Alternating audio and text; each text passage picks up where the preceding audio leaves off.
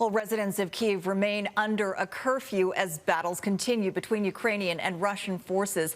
Joining us now from Ukraine's capital is Associated Press reporter Joe Federman.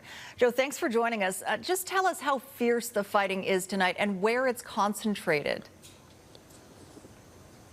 Yeah, we're here in central Kyiv, the capital, and it is eerily quiet. It has been quiet for most of the day. Very little fighting here in the capital. It seems that the heaviest fighting is just outside of Kyiv, about 30 kilometers, 20 miles outside of the city. It seems that the Russian advance has stopped, at least temporarily. Inside the city, we do have air raid sirens. About an hour ago, we had another one, and just a few moments ago, we heard some gunfire off in the distance. So there is some unrest in the city, but for the most part, it feels like a ghost town. All right, Kyiv's mayor extended that overnight curfew until Monday morning in order to prevent residents from being mistaken for Russian saboteurs. What does he mean by saboteurs? Yes, they believe that there are elements within Ukraine's own population who are sympathetic to the Russian cause. If you remember, Ukraine was part of the Soviet Union. It has a long history with Russia. It has its own Russian-speaking minority, and they believe that there are people within the population who are assisting the Russian forces. So they're trying to use this time now. It's about 36 hours of complete closure to track down. And what they say that some of these units actually disguise themselves. They wear Ukrainian uniforms and so forth. So they're using this coming period, 36 hours, to track down these so-called saboteurs.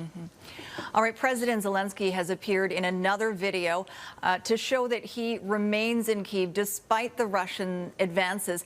He also turned down a U.S. offer to evacuate. And according to Ukraine's embassy in London, Zelensky said, "The fight is here. I need ammunition, not a ride."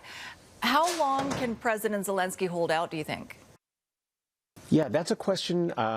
I can't give you an answer. I can't predict the future. What I can tell you is if you had asked me this yesterday, I would have given you a different answer. Yesterday, it felt like the Russian army was just closing in on the city, and it was a matter of time before everything collapsed. Today, it feels like the tide has turned a bit.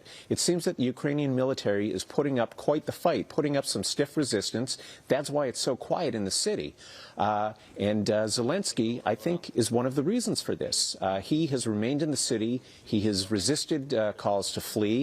He's making videos in his office. He's sticking with his people. And I think that's helping motivate his forces. How long they can continue this, it's impossible to say.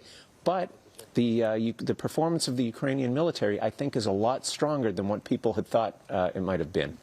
And President Zelensky setting quite an example for his people. All right, thanks for that. Associated Press reporter Joe Federman joining us once again.